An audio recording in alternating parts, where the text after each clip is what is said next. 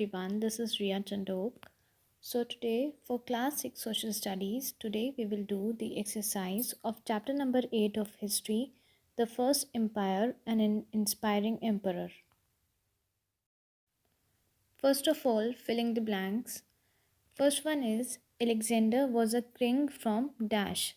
So Alexander was a king from Macedonia. Next, the last Nanda king of Magadha was Dhananda. Dhanananda. Next, the Greek general defeated by Chandragupta was Seleucus Nicator. The Greek general defeated by Chandragupta was Seleucus Nicator. Next, the Earth Shastra was written by Dash. The Earth Shastra was a book which was written by Chanakya. Next, the Dash War became a turning point in Ashoka's life. The Kalinga War became a turning point in Ashoka's life. Next, true or false? First one is after the Kalinga War, Ashoka adopted the policy of ahimsa. Yes, this is true. Next, Ashoka forced his people to follow Buddhism. This one is false. Next, the modern king was assisted by council called the Mantri Parishad. This one is true. Yes. Fourth one, in the modern empire, the village was administered by officials called stanikas. This one is false, as the village was managed by Gramin, who was the head of the village, and stanikas used to administer the district. Next, in the modern empire, the villages enjoyed a certain level of independence. This one is true. Yes, the villages enjoyed a certain level of independence. Next, answer in brief. First one is why could Alexander not continue his campaign to conquer India? So, for the answer, first we'll write from the question itself. We will write Alexander could not continue his campaign to conquer India as his battle weary soldiers refused to cross the river Bias. They refused to cross the river Bias. Right? Next, what regions were taken over by Chandragupta after the defeat of Seleucus? So it was Kabul, Herat, Kandahar, and Balochistan. The regions that were taken over by Chandragupta after the defeat of Seleucus were Kabul, Herat, Kandahar, Balochistan. Next, what were Shrenis? For this answer, come to page number 68. For answer number 3, on page number 68, under the head Trade Guilds, very last line, it's written, a Shreni was like an association for each trade and had rules and regulation. Some of the guilds even acted as banker to its members. Members of a particular guild has to abide by its rules. Right? This is answer number 3. Next, question number 4 is name the branches of the modern army. For this answer, come to page number 69. On page number 69, under the heading military power, it's written the modern army had 6 branches, that is cavalry, infantry, chariots, elephant, transport, and navy. Right? This is answer number 4. Question number 5 is what are the possible reasons for the decline of the modern empire? For this answer, come to page number 69. On page number 69, under the heading The End of the Empire, we will write this answer in points. First, we will write an introductory line. We'll write many reasons from here. Many reasons are suggested for the decline of modern empire. We will write after suggested for the decline of modern empire. First point, the administration might have become less efficient. This is first point. Second point, it might have become financially difficult to run such a vast empire. This is second point. Third point, the army had become weak due to the policy of peace followed by Ashoka. This is third point. Fourth point, the final blow was given by the Sanghas who took over the throne of Magadha from the Mauryas. Right? So I repeat the answer. Answer number 5. First, we will write the introductory line. Many reasons are suggested for the decline of modern empire. First point, the administration might have become less efficient. Second, it might have become financially difficult to run such a vast empire. Third point, the army had become weak due to the policy of peace followed by Ashoka. Fourth point, the final blow was given by the Sanghas who took over the throne of Magadha from the Mauryas. Now, answer in detail. First one is describe how Chandragupta turned a small kingdom into a mighty empire. For this answer, come to page number 63. So, we will write this answer in point. First point will be it will start from here. Chandragupta and Kautilya first attacked and conquered the outer parts of Nanda kingdom. After that, write. After that, cut these words. Areas which had been weakened by Alexander invasion, thus they thus. Please cut these sentences. So it will read as first point. Chandragupta and Kautilya first attacked and conquered the outer parts of the Nanda kingdom, and after and we'll write and conquered Punjab, Malwa and Saurashtra. This is first point. Second point will start from here. From here, we have to write two words. Then they captured. Before captured, we have to write. Then they then they captured Patliputra, the capital of Magadha. Then third point, second point will end here, and third point will start from here. Chandragupta then extended his empire up to the river Indus, taking back parts of Alexander's empire and laying the basis for the modern empire. Right? These are the 3 points of answer number 1. Now, question number 2. Describe the impact of Kalinga war on Ashoka. Discuss Ashoka's Dhamma. For this answer, come to page number 64 first. Page number 64, under the heading The Kalinga War, second paragraph, third line, the answer will start from here. We'll write this answer in point, and first point will be the site of the battlefield. You have to write after battlefield, the site of the battlefield of Kalinga. Right? Please write after battlefield. The site of the battlefield of Kalinga filled Ashoka with horror and dismay. Right?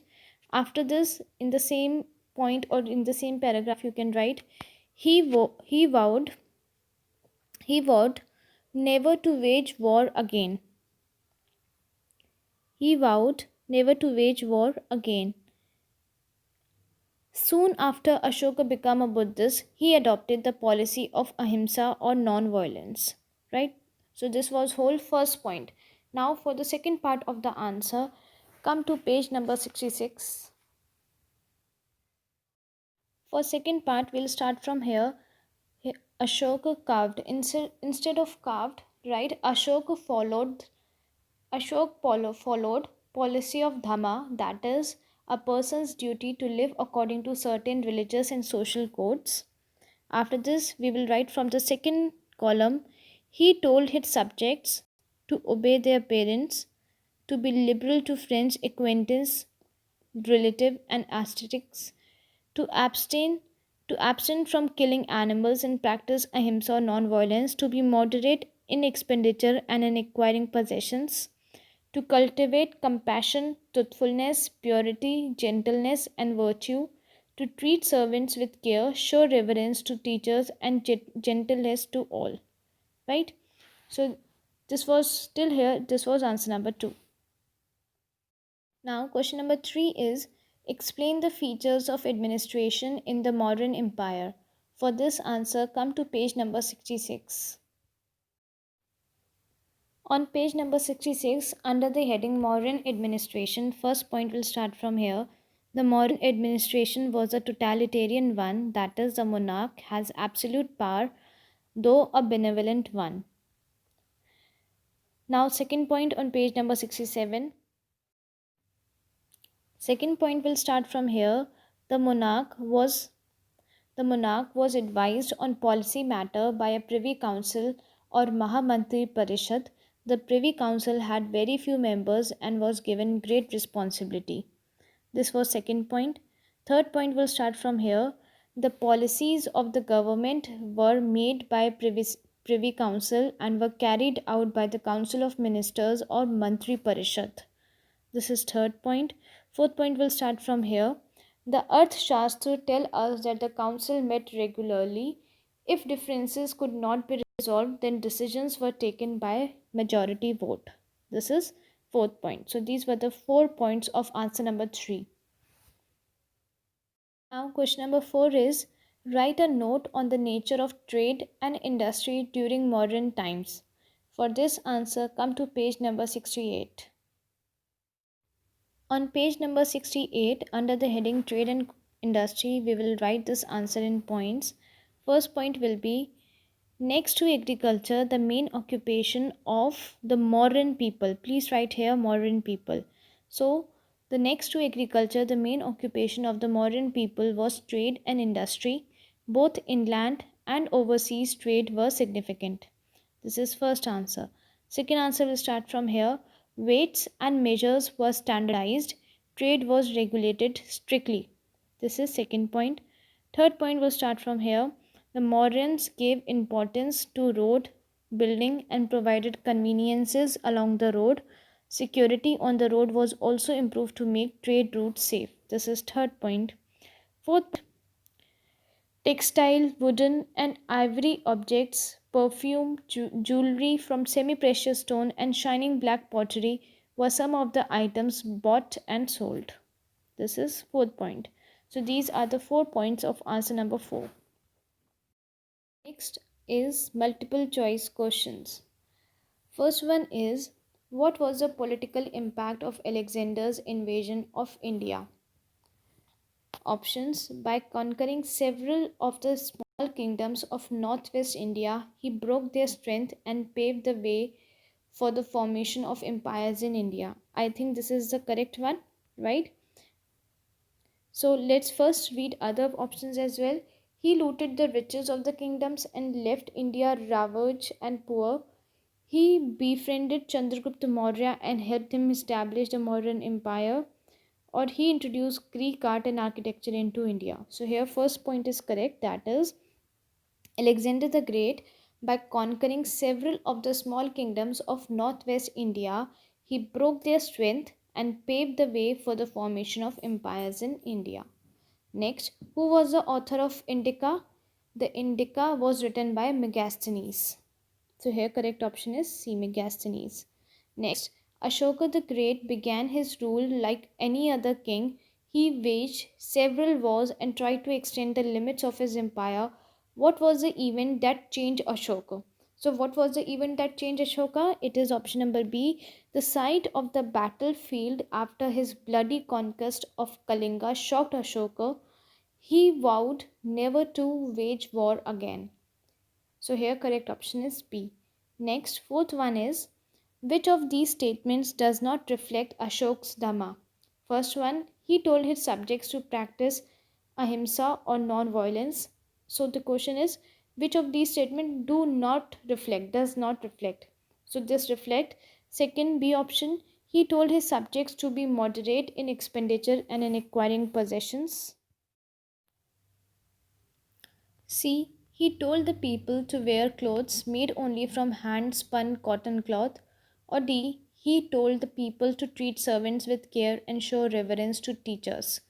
So, which he does not reflect Ashoka Dhamma is point number C. So here correct option is point C. Next, fifth one, what were the methods adopted by Ashoka to spread his Dhamma? A. He carved his Dhamma on pillars, caves, and rocks distributed through the length and breadth of the empire. These edicts were written in Prakrit, the language used by the common people. Right, so this is a correct option A. Next, the modern government took several steps to help the growth of trade and industry in the empire. Which of these steps was not taken by the government to help the traders? Option A, weights and measures were standardized. So it's asking which was not taken by the government. So weights and measures were standardized. This was true, it was taken. Both roads were built and conveniences provided along them. This is also true. Trade was regulated strictly. This is also true. Dams and canals were built. No, dams and canals were not built. So here correct option is D1. Next, what was the impact of the policy of peace and ahimsa followed by Ashoka on the modern army? So, the policy of ahimsa made the army weak and unable to withstand the invader. So, here the correct option is B. Next, which of these was not a possible cause for the fall of the modern empire? Option: the administration of the empire became less efficient, or it may have become financially difficult to run such a vast empire, or C, there was repeated attacks by Alexander the Great, or D, the army had become weak due to the policy of peace followed by Ashoka. So it was C that there were repeated attacks by Alexander the Great. So on this note, we have completed chapter number 8 of history. We have done the exercise of chapter number 8 of history, the first empire and an inspiring emperor.